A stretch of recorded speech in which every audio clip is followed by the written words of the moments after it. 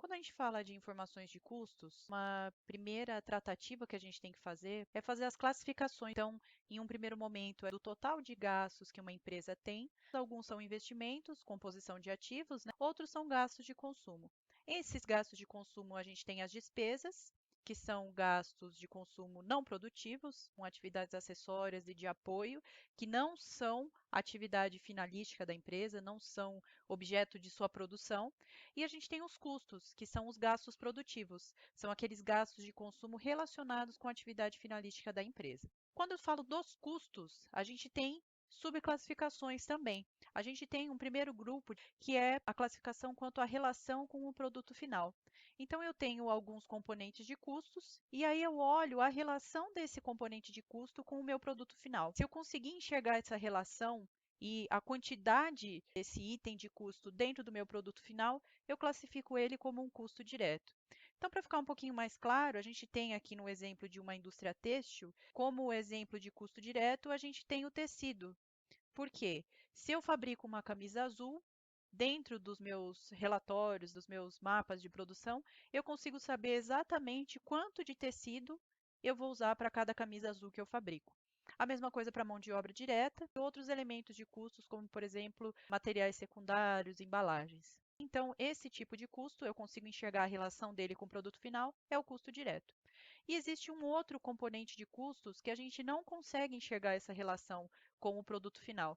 Como a gente não consegue enxergar essa relação, o quanto desse item de custo compõe o meu produto final, eu preciso do que eu chamo de rateio, um indicador que me ajuda a distribuir alguns custos que a gente chama de custos indiretos para o meu produto final. Então, exemplo disso é o aluguel, a energia elétrica, serviços de limpeza e manutenção. Eu não consigo enxergar a relação direta desse item de custo aqui com o meu produto final. Não consigo saber quantos metros de aluguel de galpão, por exemplo, tem na fabricação da minha camisa azul. Então, eu preciso de um critério de rateio para fazer essa apropriação.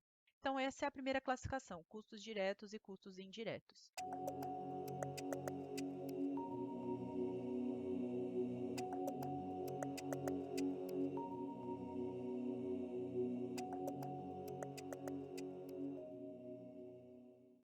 Uma segunda classificação que a gente tem é com relação ao volume de produção, o comportamento daquele elemento de custos conforme a minha produção varia. Então, existem custos que eles têm esse tipo de comportamento aqui, ó. Conforme a quantidade da minha produção aumenta ou diminui, ele se mantém sempre no mesmo valor, se mantém num valor fixo. Então, aqui um exemplo é o aluguel.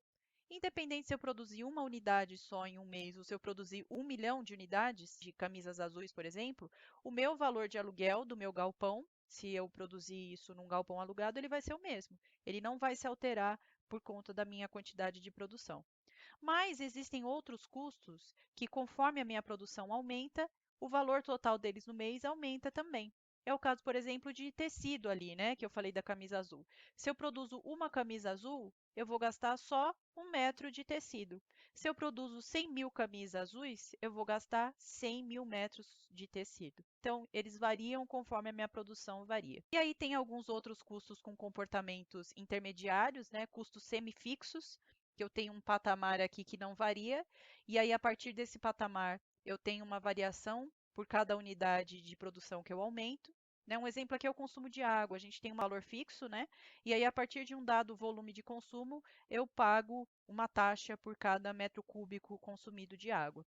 E tem o custo semivariáveis, variam, mas em patamares, né? Eles saltam de patamar aqui e aí se mantêm fixos nesse novo patamar. Um exemplo aqui, vamos dizer que eu sou uma transportadora, tem um caminhão só.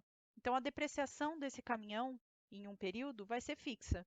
Né? Então, cada ano eu consumo 1/5 do valor desse caminhão. Se eu aumento a minha frota para 2 caminhões, a minha depreciação vai saltar de patamar aqui, porque vai ser 2 vezes a depreciação anterior, mas ela vai se manter fixa.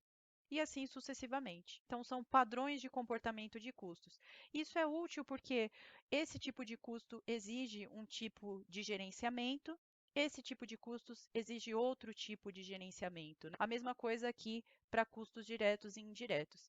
E eles também são usados para formas de cálculo de custos diferentes. Então, por isso que a primeira etapa que a gente faz quando trabalha com custos é trabalhar com essas classificações.